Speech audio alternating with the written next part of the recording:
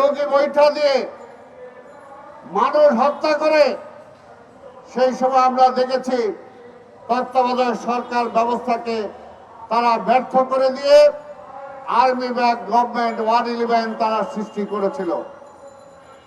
সেই কারণেই তো আমরা ভয় পাই। ভয় পাওয়াটা অমূলক না। আজকের এই সরকারও যদি ব্যর্থ হয়ে যায় তাহলে পরবর্তীতে কি হবে? এই ভয় পাওয়াটা তো অমূলক না। এই কারণে আমরা চাই ডক্টর ইউনূসের সরকার সফল হোক। সফলতা হলো তখনই যে দীর্ঘদিন আমরা ভোটের জন্য অপেক্ষা করছি। অনেকে বলেন ভোটের জন্যই কি পরিবর্তন হয়েছে? হ্যাঁ, ভোটের জন্যই তো পরিবর্তন। ভোটের জন্যই আমরা রক্ত দিয়েছি, নির্বাচিত সরকারের জন্যই আমরা রক্ত দিয়েছি, নির্বাচিত সরকারের জন্যই এই পরাজিত ফ্যাসিবাদকে আমরা বিতাড়িত করেছি। তা না হলে কিসের জন্য? নির্বাচনের জন্যই তো, নির্বাচিত সরকারের জন্যই তো। জনগণের ভোটের অধিকার যারা কেড়ে নিয়েছিল, সেই জনগণের ভোটের অধিকার জনগণকে ফিরিয়ে দেওয়ার জন্যই তো মানুষ রক্ত দিয়েছে। শেখ হাসিনা নির্বাচিত হয়ে আসে নাই, ওই প্রতিবেশী দেশ ভারত থেকে তারা বসায় দিছে। আমরা তো নির্বাচনই চাই, আমার অধিকার আমি চাই, জনগণের অধিকার জনগণ চায়। নতুন আরেকটা রাজনৈতিক দল করবেন, 5 বছর সময় লাগবে, তারপরে ভোট। আরে ভাই, কেন নতুন দল করছেন? করেন, অসুবিধা তো নাই। এর আগেও তার অনেক দল ছিল। নির্বাচনে বিএনপি কখনো ভয় পায় না, যে কারণে 3 মাস 6 মাস 9 মাস আমাদের কিছুই আর যায় আসে না।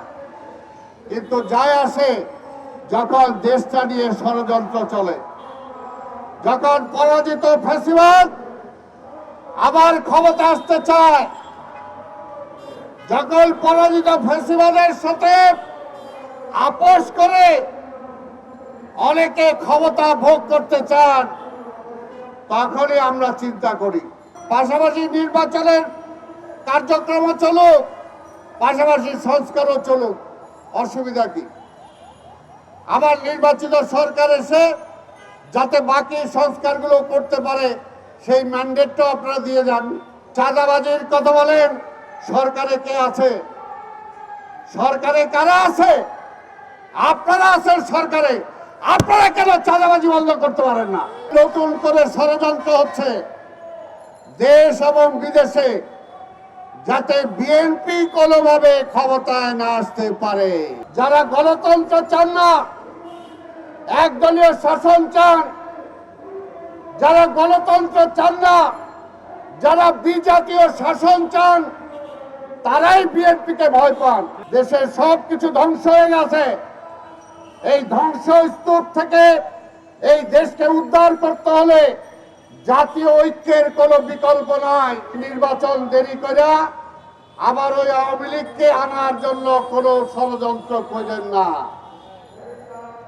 ওই আধিপত্যবাদের শক্তির পক্ষের শক্তিকে ক্ষমতায় আনার জন্য কোনো ষড়যন্ত্র লিপ্ত হয়েন না। আর ক্ষমতার লোভ যাতে না হয়, ক্ষমতার লোভে পড়েন না।